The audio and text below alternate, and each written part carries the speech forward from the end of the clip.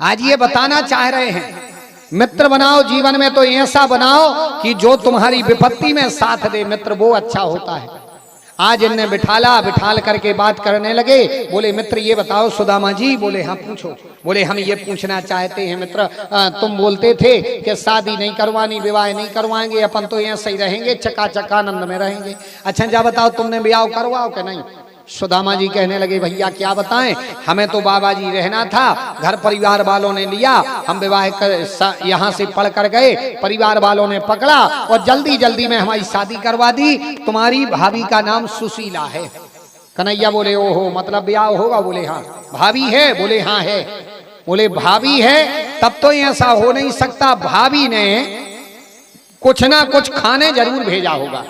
भाई भाभी होती है क्या? भाभी होती है माँ, भाभी माँ होती है।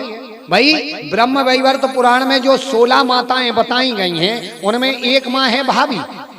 स्तनदात्री, गर्भदात्री, भक्षदात्री, गुरुप्रिया, अभिष्टदेव, पत्नीचो, पितुर्पत्नीचो, कन्यका, स्तनपान कराने वाली, भोजन कराने वाली, गर्भ में धारण करने वाली, और हमारी मामी, हमारी मौसी, हमारी बुआ, हमारे गुरु की पत्नी, हमारे घर की भाभी। ये 16 प्रकार की माताएं बताई गई। भाभी अपनी माँ होती है। ये टीवी ने बर्बाद कर दिया कुछ रिश्तों को और कुछ देवता तक को। हाँ देवता लोग बर्बाद कर दे। अबे कौन से आजकल लोग समझने लगे कि देवर भाभी माने हंसी मजाक को रिश्तों। हंसी मजाक का नहीं, बहुत गंभीरता का रिश्ता है। माँ और बेटे का रिश्ता होता है। कई भाभियां ऐसी होती हैं कौन की शादी होकर के आई, घर में सास नहीं है या ससुर नहीं है, तो भाभी ने अपने देवर के लिए, सास नहीं है तो एक माँ की तरह उसके लिए बच्चे जैसा पाल पोस करके बड़ा कर देती हैं। कई भाभियां अपने देवरों को बच्चों की तरह पाल करके बड़ा कर देती।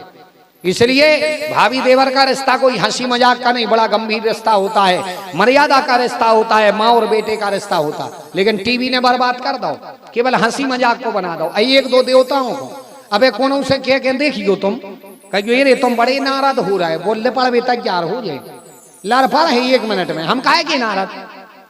अरे अच्छा एक और कौन से कहियो तुम तो कुबेर हो, वो प्रसन्न हो जाए, भगवान दाएं हैं सो है कुबेर। अर्थ नहीं जानत नारद को, मतलब जानत? नारद का अर्थ है व्याकरण शास्त्र में नारम ज्ञानम ददाती इति नारदा, जो मनुष्य के लिए ज्ञान देता वो है नारद। और अपने बुंदेलखंडी में अर्थ निकारो तो ना धन रद्द, जोन की बात कब्बों रद्द न होवे वो आए नारद। नारद चुगली कर व्यवहारो नहीं, अपन जानने लगे टीवी ने बता दो कि चुगलक हो या होत नारद, चुगली करने वाले नहीं। अच्छा कुबेर माने का होता, अपन जानत पैसा बारी नहीं, कुबेर पैसा बारी नहीं। संस्कृत में एक आंख बारे के लाजे कुबेर या कही जात, पैसा को कछु लेना ही देना नहीं कुबेर से, एक आंख वाले के लिए कुबेरिया कही जात। और कुबेर जी की एक आंख नहीं, कम शिव महापुराण में सुनना या कुबेर जी के विषय में सर्च कर लियो। मैया पार्वती जी ने कुबेर की एक आंख फोड़ दी थी। जब शिव महापुराण में कभी होगी कथा तो सुनाएंगे, काशीपति से कैलाशपति बने जब शंकर जी, तो मैया पार्वती जी ने कुबेर की एक आंख फोड़ी थी, सो उनका नाम पड़ गया था कुबेर। संस्कृत में एक आंख वाले के लाजे या कुबेर का इजाद। अपन जानत पैसा बार हुआ कुबेर कहा, कोनो अपन से कहे तुम तो कुबेर हो रहे, अपन के लगा दाएं हैं भगवान, अर्थ नहीं जाना।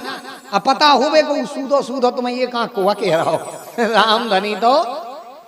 हाँ ये टीवी बर्बाद कर रही है, बहुत ज्यादा बर्बाद कर रही है। हाँ भाई भाभी होती है माँ, और माँ के लिए पर हमेश अपने बच्चा के भोजन की चिंता होती है माँ के लिए। और जब भाभी माँ है तो ऐसा हो नहीं सकता, कुछ ना कुछ खाने के लिए जरूर भेजा होगा, क्योंकि माँ के लिए पर हमेशा अपने बच्चा के भोजन की चिंता होती है। अगर आप हफ्ता 15 दिन में कहीं से घर जाओ तो पिता कहेगा कैसे आए, भाई कहेगा कितना लाए, लेकिन एक माँ मिलेगी जो पूछेगी बेटा खा पी के आए कि ऐसा ही चले आए। मताई जरूर पूछे का बेटा दूसरे से हो गए का खान पीन की व्यवस्था ठीक नहीं थी, मताई जरूर काय से। माँ की नजर पर हमेशा अपने बच्चा के पेट पर होते कि नहीं होते, माँ की नजर पर हमेशा अपने बच्चा के पेट पे होते हो। पत्नी की नजर कहाँ हो, पत्नी की नजर पर हमेशा पति की जेब पे होते है कि तुम उसका टांगो 500 को अब इशारा कराओ राम धनी तो।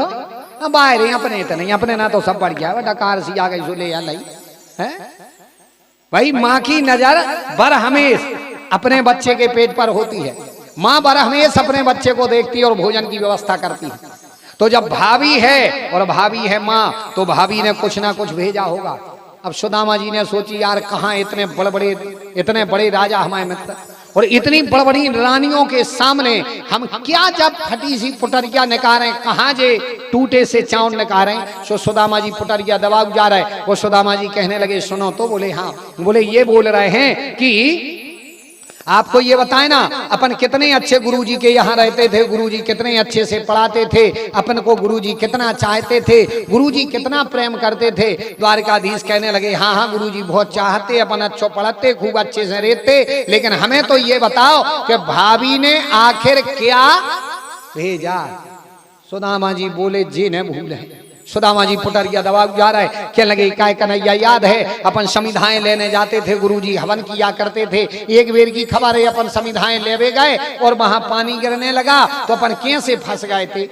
द्वारकाधीश कहने लगे हमें बिल्कुल खबर है, समिधाएं लाते थे, गुरुजी हवन करते थे, अपन समिधाएं लेने गए, फंस गए, पानी गिरने लगा, गुरु माता ने चने दिए, तुमने ऊपर बैठकर खा लिए। हमने पूछा ये आवाज कैसी आ रही, तुमने कह दी कि ये ठंड में या दांत किटकिटा रहा है। तो ये बताओ उस समय तो चने खा लिए थे, लेकिन अब मत खाना। हमें ये बताओ भाभी ने आखिर क्या भेजा। अब सुदामा जी ने सोची ये थोड़ी भूल बेबारे। सुदामा जी भुलाते जाते, कन्हैया जी नहीं भूल रहे। कन्हैया ने समझ गई ये ऐसे नहीं मानेंगे। द्वारिकाधीश ने सुदामा जी का पकड़ा हाथ और हाथ पकड़ करके काख में से पोटरी निकाली और पोटरी निकाल करके खोली और पोटरी खोल करके एक मुट्ठी चावल खाए और बोले सुदामा को हम 1 लोक की संपत्ति देते हैं। दूसरी मुट्ठी खाए हम सुदामा के लिए दूसरे लोक की संपत्ति देते हैं। तीसरी मुट्ठी खाने वाले थे, इतने में रुक्मणी सत्यभामा ने हाथ पकड़ लिया। सरकार क्या कर रहा है, हमें भी उतना ही भेज दो का। कन्हैया कहने लगे हम अपने भक्त को सब देना चाहते हैं। 2 मुट्ठी चावल के बदले 2 ही लोग गहाए, 2 मुट्ठी चावलों में 2 लोगों की संपत्ति दे दी। ये विचार करना भगवान हमारे लिए कितना देने को तैयार रहते हैं। सुदामा जी रात भर रुके, फिर कन्हैया जी ने रोका नहीं और सुदामा जी रुके नहीं। कन्हैया जी सुबह सुबह सुदामा जी कहने लगे भैया हमें गरीब ब्राह्मणी की खबर आ रही है, अकेला छोड़ करके आए थे, अब हमारी इच्छा है हम जाना चाहते हैं। कन्हैया कहने लगे जाना चाहते हो तो जाओ, कोई बात नहीं। इतने में सुदामा जी ने अपने वही फटी हुई धोती पहनी, टूटी हुई लाठी ली, फूटा हुआ लोटा लिया और जाने लगे। सुदामा जी कहने लगे मित्र फिर से आना। ये बोले ठीक है। अच्छा देखना, सुदामा जी ने कन्हैया से कुछ मांगा नहीं और कन्हैया जी ने सुदामा जी को हाथ में कुछ दिया नहीं। फटी धोती पहना कर